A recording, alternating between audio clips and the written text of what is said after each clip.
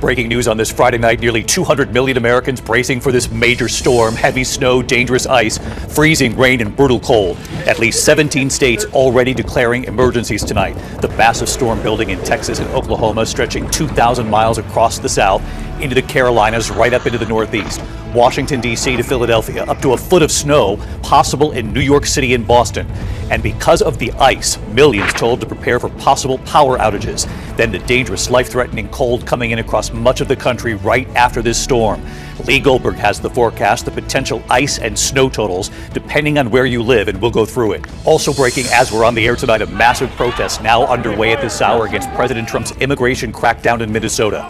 Tens of thousands in the streets, hundreds of businesses shutting down, closing in protest over ice.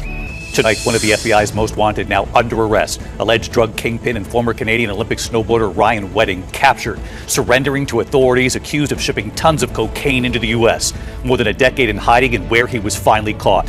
Tonight, President Trump igniting a firestorm with America's closest allies after the president said the U.S. has never needed NATO, saying of the war in Afghanistan after 9/11 that they stayed, quote, a little off the front lines.